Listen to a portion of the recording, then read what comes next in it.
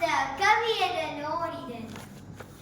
ನದಿ ಹರಿದಿತ್ತು, ಬನ ನಿಂತಿತ್ತು, ಬಾನ್ ನೀರಿಯ ನಗೆ ಬೀರಿತ್ತು. ನಿರ್ಜನ ದೇಶದ ನೀರವ ಕಾಲಕ್ಕೆ ಖಗರವ ಪುಲಕಂ ತೋರಿತ್ತು. ಹೂ ಬಿಸಿಲಲ್ಲಿ ಮಿರುಗಿರೆ ನಿರೆವೊನಲು, ಮೇದಿರೆ ಬಂಡೆಗಳಲ್ಲಿ ನೀರ್ತೊದಲು. ರಂಜಿಸೆ ಇಕ್ಕೆಲದಲ್ಲಿ ಹೊಮ್ಮೆಳಲು, ಸಿಬ್ಬಲು ಗುಡ್ಡೆಯ ಹೊಳೆಯಲಿ ಮೀಯುತ್ತ ಕವಿಮನ ನಾಕದಿ ನೆಲೆಸಿತ್ತು. ಮಧು ಸೌಂದರ್ಯದ ಮಧುರ ಜಗತ್ತು ಹೃದಯ ಜಿವ್ವೆಗೆ ಜೇನಾಗಿತ್ತು.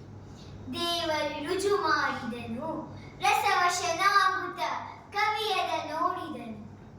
ದೃಶ್ಯ ದಿಗಂತದಿ ನೊಮ್ಮೆಯು ಹೊಮ್ಮಿ ಗಿರಿವನ ಪಟದ ಆಕಾಶದಲ್ಲಿ ತೇಲುತ್ತ ಬರಲ್ಕೆ ಬಲಾಕ ಪಂಕ್ತಿ ಲೇಖನ ರೇಖಾನ್ಯಾಸದಲ್ಲಿ ಅವಾಂಗ್ಮಯ ಚಂದ ಪ್ರಾಸದಲ್ಲಿ ಸೃಷ್ಟಿಯ ರಚನೆಯ ಕುಶಲಕ್ಕೆ ಚಂದಕ್ಕೆ ಜಗದಚ್ಚರಿಯೆಂದದ ಒಪ್ಪಂದಕ್ಕೆ ಶಿರಚೇತನ ತಾನಿಯನೆಂಬಂದರಿ ಬೆಳ್ಳಕ್ಕಿಯ ಹಂಕ್ತಿಯ ನೆವದಿ ದೇವರು ರುಜು ಮಾಡಿದನು, ರಸವಶನಾಗುತ್ತ ಕವಿಯದ ನೋಡಿದನು.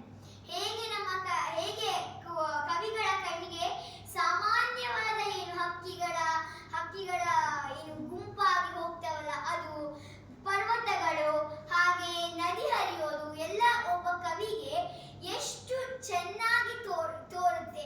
ಅದು ದೇವರ ರುಜು, ದೇವರು ಮಾಡಿದ ಸಿಗ್ನೇಚರ್ ತರ ಕಾಣುತ್ತೆ. ನಮಗೇನದು ಸಾಮಾನ್ಯವಾಗಿ ಕಾಣುತ್ತಲ್ಲ, ಅದೇ ಕುವೆಂಪು ಅವರಿಗೆ ಅದು ವಿಶೇಷವಾದ ಒಂದು ದೇವರ ರುಜು ಅಂತ ಅವರಿಗೆ ಅದು ಬೇರೆ ರೀತಿಯಲ್ಲಿ ಕಾಣುತ್ತೆ. ನಾವು ನಮ್ಮ ಸುತ್ತಮುತ್ತಲ ನೋಡ್ಬೋದು, ಅಂತಂದ ನಾವು ಸೂಕ್ಷ್ಮವಾಗಿ ನೋಡಿದ್ರೆ ಅದನ್ನೇ ನೋಡಿದ್ರೆ ಅದ್ರೊಳಗೆ ನಾವು ನಮ್ಮ ಪ್ರಕೃತಿಯನ್ನ ನಾವು ತುಂಬಾ ಚೆನ್ನಾಗಿ ಕಂಡ್ಕೋಬಹುದು. ಇಲ್ಲೆಲ್ಲ ನಾವು ನೋಡ್ತಾ ತುಂಬಾ ಹಕ್ಕಿಗಳನ್ನ ನೋಡಿದೆ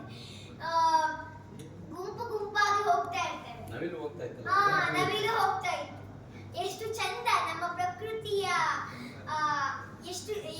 ಎಷ್ಟೆಷ್ಟು ಚಂದದ ಹಕ್ಕಿಗಳು, ಪರ್ವತಗಳು ತುಂಬಾ ಚೆನ್ನಾಗಿದೆ.